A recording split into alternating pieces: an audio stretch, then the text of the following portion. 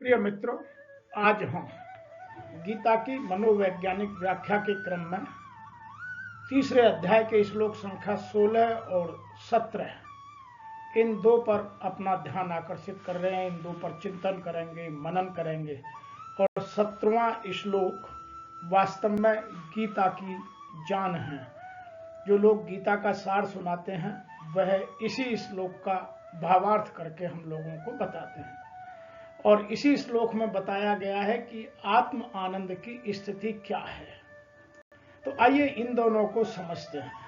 और इन्हीं दोनों में गहराई से समझाने के लिए सृष्टि चक्र के अनुसार न बरतने वालों की निंदा, जो सृष्टि चक्र को तोड़ देते हैं, उनकी निंदा की गई है। यहाँ तक कहा गया है कि वह इस पृथ्वी पर व्यर्थ ही भार हैं। और जो लोग आत्मज्ञानी हो जाते हैं, आत्म आनंद में चले जाते हैं, फिर उनके लिए कोई कर्तव्य नहीं बचता।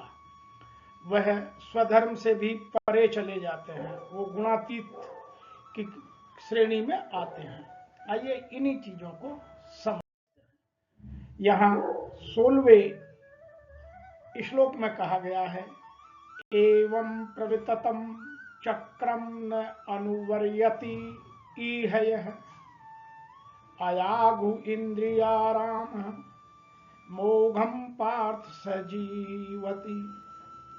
अर्थात यहाँ कहा गया है कि हे पार्थ, जो मनुष्य वेदों द्वारा स्थापित यज्ञ के चक्र का पालन करने में अपने दायित्व का निर्वहन नहीं करते, वो सब पाप अर्जित करते हैं, वो पापों का संग्रह करते हैं, वो केवल अपनी इंद्रियों की तृप्ति के लिए जीवित रहते हैं।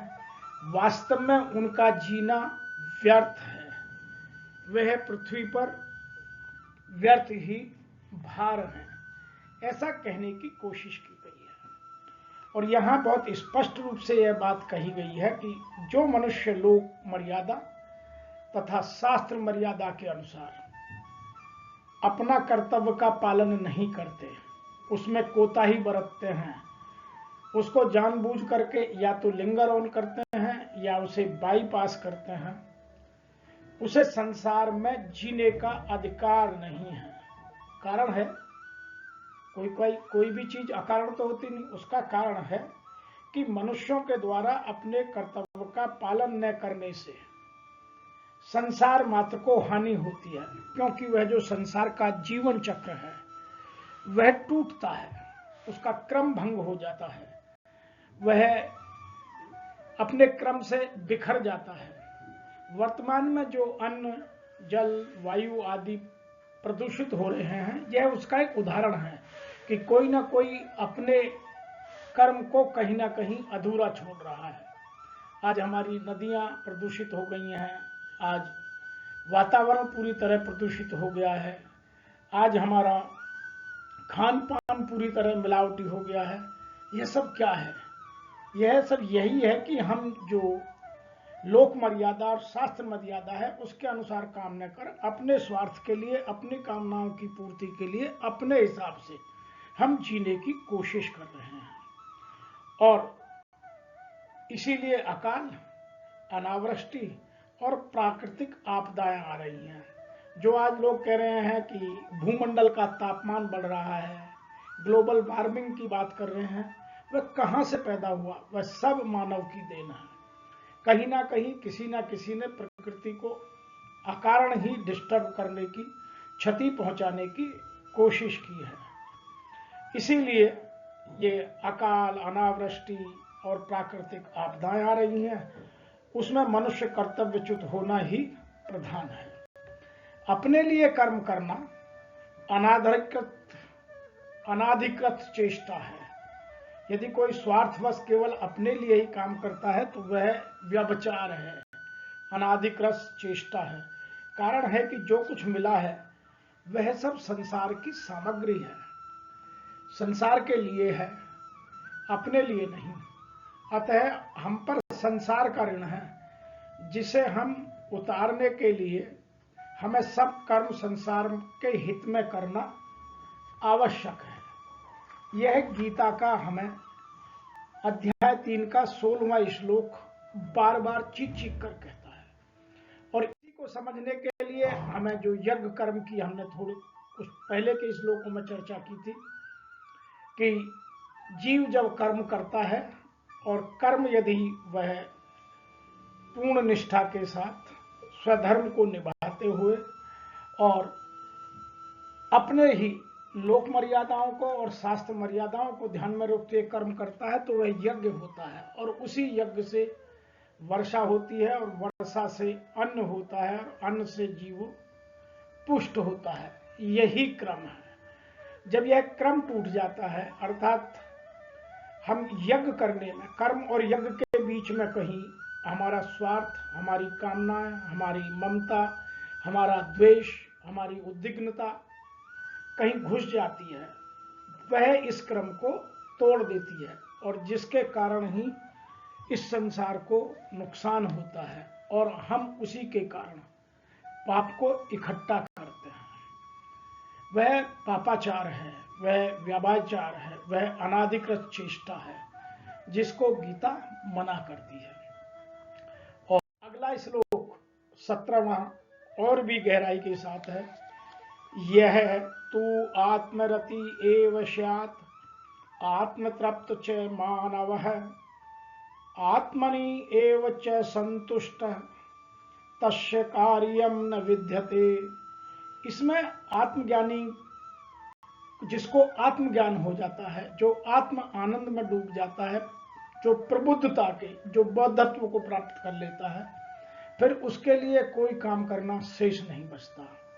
यदि इसका सीधा भावार्थ किया जाए तो यह है कि कृष्ण कह रहे हैं कि जो मनुष्य आत्मानंद में स्थित रहते हैं तथा जो प्रबुद्ध और पूर्णतया आत्मसंतुष्ट होते हैं, उनके लिए कोई नियत कर्म या नियत कर्तव्य नहीं होता। अतः हमें अपने आप को समझने के लिए इन चीजों को जानने की, गहराई से समझने की आवश्यकता है। और जब तक परमात्मा तत्व की प्राप्ति नहीं होती तभी तक मनुष्य कर्तव्य पालन की जिम्मेवारी रहती है। परमात्मा तत्व की प्राप्ति होने पर महापुरुष के लिए कोई तक कार्य करना शेष नहीं रहता। उसके संसार में रहने मात्र से ही संसार का हित स्वयं होने लगता है। यह बात हमें गीता समझाती है और यही गीता का सार है। जो आत्म आनंद की बात कही गई है उसी को और गहराई से मनोवैज्ञानिक रूप से भी समझने की कोशिश करें कि आत्म आनंद की स्थिति ज्ञान है, सुख है, प्रेम है, पवित्रता है, शक्ति है, शांति है, आनंद है। यदि किसी व्यक्ति के पास ये 7 चीजें हैं तो फिर वह आत्म आनंद की स्थिति में है। मैं आपको फिर रिपीट कर रहा हूं, ज्ञान, शक्ति, पवित्रता, सुख, प्रेम, आनंद और शांति। फिर उसे कोई कामना शेष नहीं रह जाती। फिर वह अपने आप से आत्मा और परमात्मा का अर्थात ब्रह्मत्व का ज्ञान हो जाता है। और गीता हमें यही समझाती है। जो गीता में यह कहा गया है, जो गीता का सार अभी हम चर्चा करने वाले हैं कि जो हुआ था या जो हो रहा है और या जो आगे होगा वह सब ठीक ही है। यह बात गीता ने अब से 5000 वर्ष पहले कही थी। लेकिन यही बात जापान के एक बहुत बड़े चिंतक हुए लाओत्से ने भी यही कहा है और उसने इस चर्चा को और बढ़ाने की कोशिश की है। मैं ऐसा मानता हूं कि उन्होंने यह सब गीता से ही लेकर उसे विस्तृत रूप से लोगों को समझाने की कोशिश की है। क्योंकि जब हम ये कहते हैं कि जो हुआ था, जो हो रहा है और जो होगा वह सब ठीक है, इसका मतलब यह है कि हमने परमात्मा के सामने पूर्ण समर्पण कर दिया। फिर मैंपन खत्म हो गया। मैंने अपने अस्तित्व को पूर्णतः समाप्त कर दिया और मैं पूर्णतः जो ईश्वरीय सत्ता है, जो प्रकृति की सत्ता है, जो नेचुरल कर्म है, मैं उनके साथ मिल गया। फिर मैं उसके साथ कोई विपरीत दिशा में जाने की बात नहीं करता। यदि मैं यह स्वीकार करता हूं कि जो हुआ था या जो हो रहा है या जो होगा वह सब ठीक है, तब तो उसका महत्व है।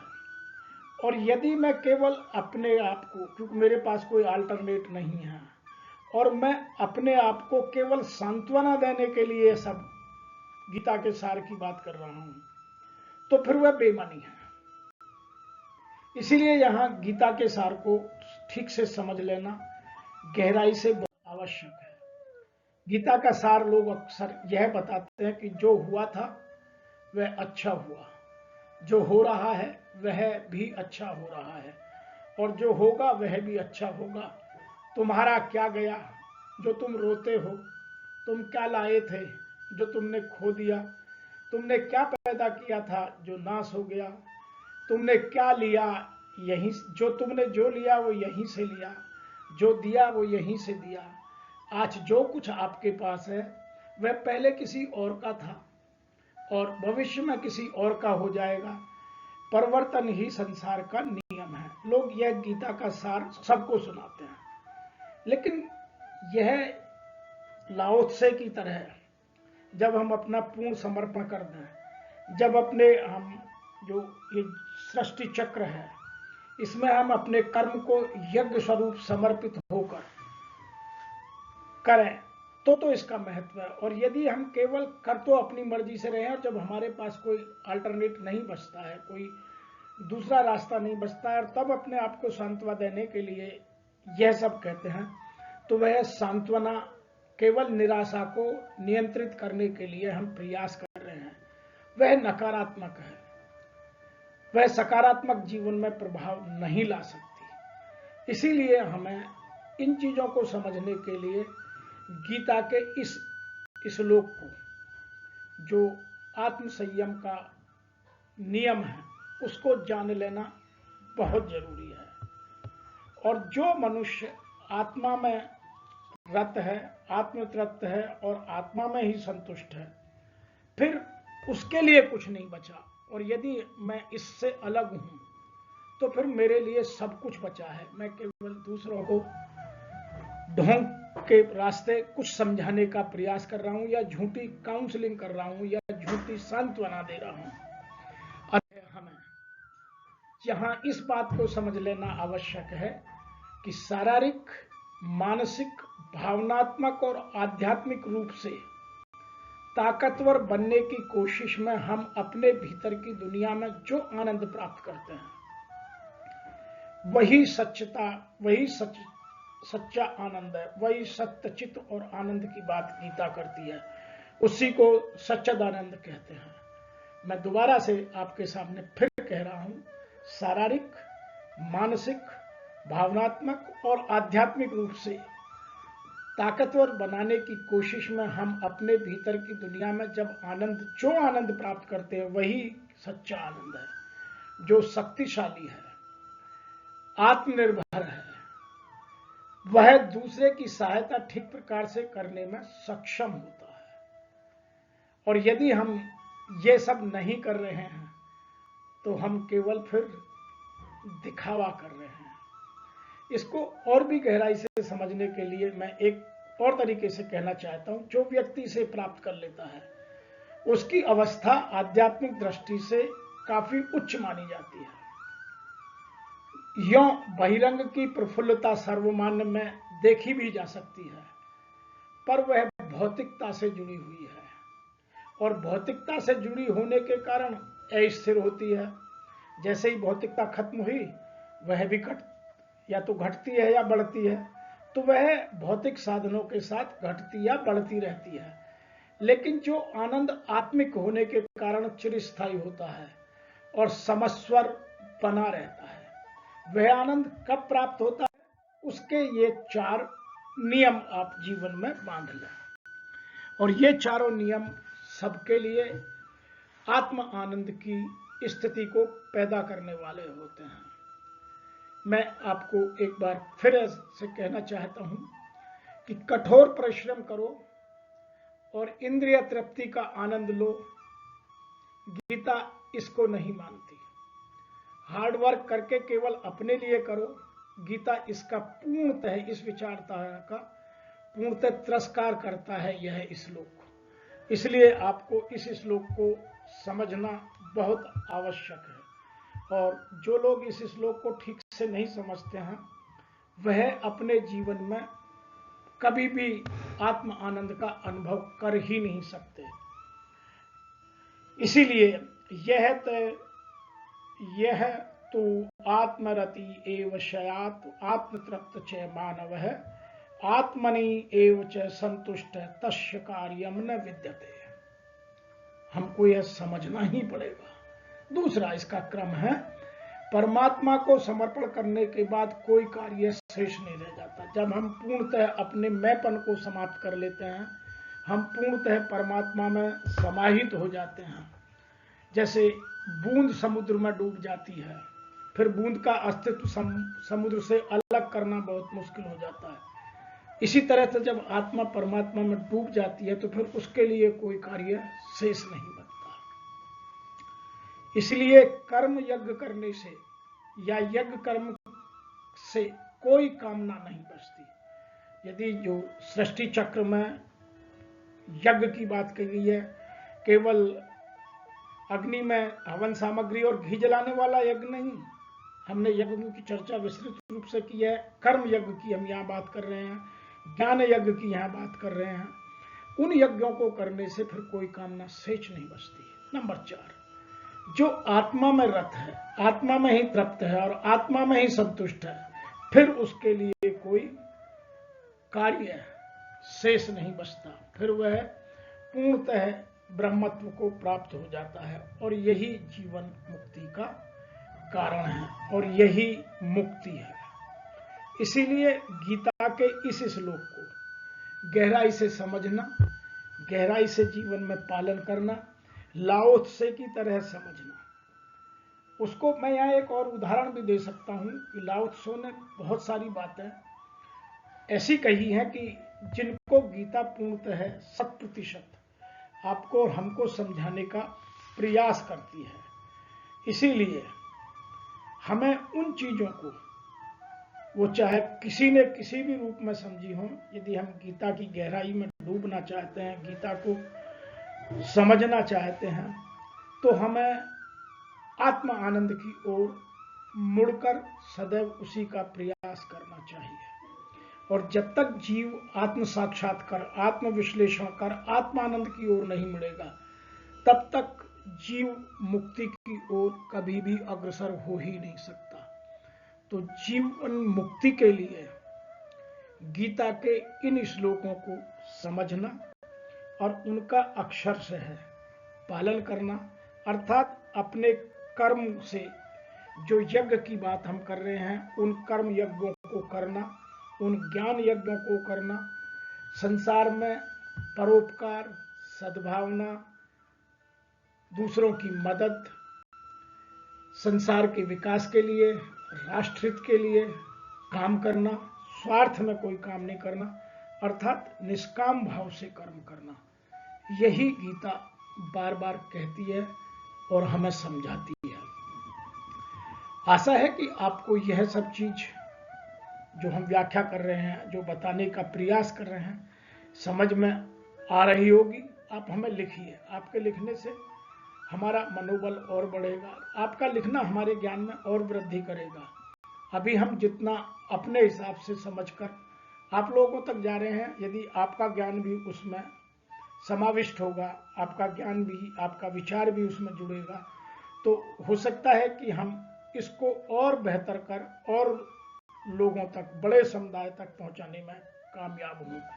आपके ये दोनों प्रयास, एक चैनल को सब्सक्राइब करना, लाइक करना और इस पर लिखना, हमारे लिए बहुत बड़ा योगदान होगा।